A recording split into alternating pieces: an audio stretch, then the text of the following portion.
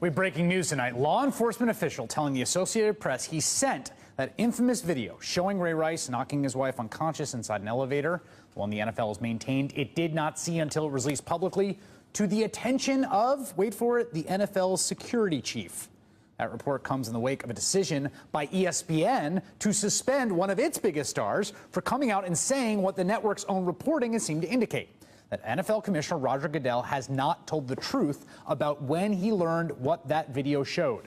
On Friday, ESPN.com posted a blockbuster story reporting that 4 sources indicate that Rice told Goodell early on that he had hit his wife and knocked her out in the now famous incident in an Atlantic City casino elevator that initially netted Rice a suspension of just 2 games from the NFL. But as ESPN's story pointed out, Goodell said that Rice initially provided an ambiguous account of what happened in the elevator. And the NFL, when it extended Rice's suspension after a public outcry, claimed that Rice's account was, quote, starkly different from what could be seen on the video. In other words, ESPN had 4 sources that suggested that Roger Goodell was not telling the truth. And so columnist Bill Simmons, one of the biggest names at ESPN, editor-in-chief of the network's very successful Grantland website, executive producer of its critically acclaimed 30 for 30 documentary project, basically just came out and said exactly that on his podcast. I just think not enough is being made out of the fact that they knew about the tape and they knew it was on it. Yeah. Goodell, if he didn't know what was on that tape, he's a liar. I'm just saying it. He is lying. I think that dude is lying. If you put him up on a lie detector test, that guy would fail. And for all these people to pretend they didn't know is such f***ing bullshit. It really is. It's such f***ing bullshit. And for him to go on that press conference and pretend otherwise, I was so insulted. So that was pretty strong. And Bill Simmons seemed to know it because he then dared ESPN to come down on him. I really hope somebody calls me or emails me and says I'm in trouble for anything I say about Roger Goodell. I think it's pretty safe. If one person says that to me, I'm going public. You leave me alone. The commissioner's a liar, and I get to talk about that on my podcast. Please call me and say I'm in trouble. I dare you. Well, you'll never guess what happened next. Yesterday, ESPN took Bill Simmons up on that dare. Network pulled the podcast and announced it was suspending Simmons, saying, quote, every employee must be accountable to ESPN, and those engaged in our editorial operations must also operate with ESPN's journalistic standards. We've worked hard to ensure our recent NFL coverage has met that criteria. Bill Simmons did not meet those obligations in a recent podcast, and as a result, we have suspended him for 3 weeks. ESPN made this announcement one day after its own ombudsman had praised the journalistic muscle of Simmons and others at the network in covering the Rice story, saying that coverage was ESPN's finest hour during his tenure. Almost immediately after the suspension, Bill Simmons' defenders took to social media. The hashtag #FreeSimmons began trending on Twitter. We reached out to Simmons to come on the show tonight. He did not respond, and ESPN declined our invitation for someone from the network to come on and discuss the suspension. The network, it should be noted, is in the middle of a $15 billion deal with the NFL to broadcast Monday Night Football through 2021. Join me now, Mike Pesca, host of Slate's daily podcast, The Gist, and contributor to NPR and Slate's sports podcast, Hang Up and Listen. So a bunch of people were pointing out last night immediately the suspensions. All right. Stephen A. Smith basically said, well, after a long rambling thing, maybe she kind of deserved it in some way, or he got 1 week. Ray Rice, the person who actually punched out his wife, got 2 weeks initially. Bill Simmons for calling Roger Goodell a liar, 3 weeks. Mm-hmm. And so I would say this: the martyrdom, the paid martyrdom of Bill Simmons, maybe we all be punished so severely. Bill Simmons wanted this, he got this, he gets to mark himself as a guy in opposition to the very powerful NFL. I mean, it was still undeserved, and it still exposes ESPN as, I don't know, hypocrites, but it's clear where their interests lie: their journalistic interests and their business interests. And so this has been the question from the beginning. This whole thing is broken. Is okay.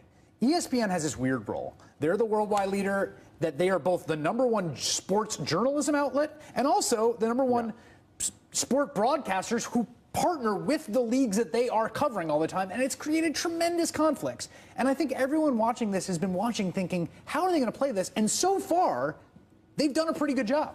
Well, they have. I mean, they have Don Van Natta, who's a great reporter, and he does great stories on Roger Goodell, and Roger Goodell won't give him any comment, okay? They have Bill Simmons, who's paid to be a columnist, right? A columnist gives his opinion. Right. That was a strong opinion. It was not a slanderous opinion. He said, I think Roger Goodell's a liar. Yeah, he said, I think if you gave him, I think he's lying about this. Yeah, if you said that, you'd be fine, even though NBC has business interests with the NFL. Right. It really does show, like, when they canceled, they did a big investigative series where they paired with PBS, League of Denial about concussions, and then ESPN pulled the plug on their involvement. At the last minute, more or less. And that was pretty bad, and that just very much shows that while we'd like to be known as good journalism, $15 billion is $15 billion, and we know what the number 1, 2, 3, 4, 5, 7, and 8 shows on TV are. Right, and that is the question, right? I mean, you got this, and it looked like this tide was turning.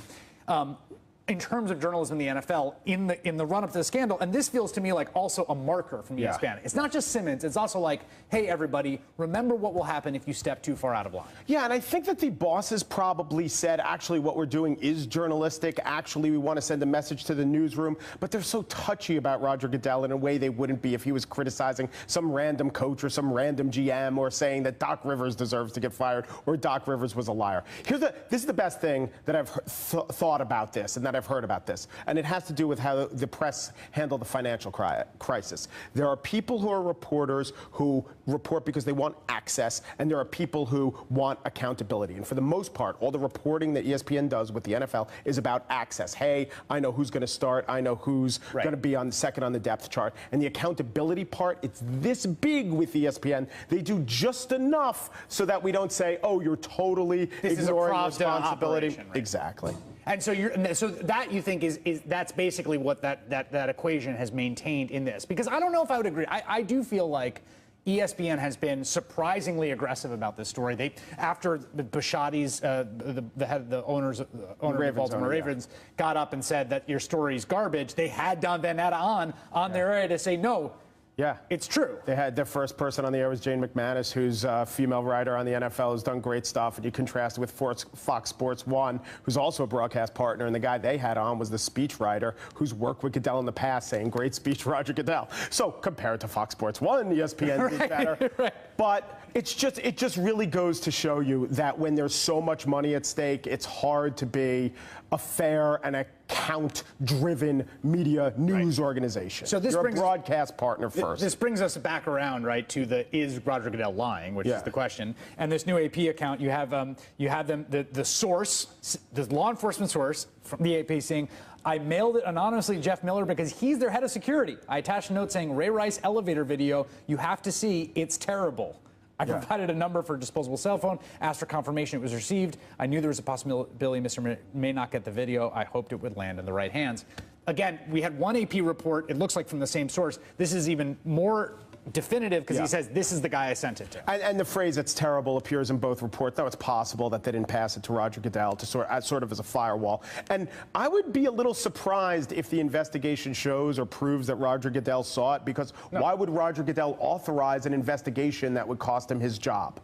That's a good point. And also, there are certain things people at the top of organizations that make that much money want to see and don't want to see. And everyone underneath them understands what the boss wants to see and not see. If I see this, you screwed up. That's exactly. Mike Pesca of The Gist, which you should be listening to every day. Thank you very much. Thank you.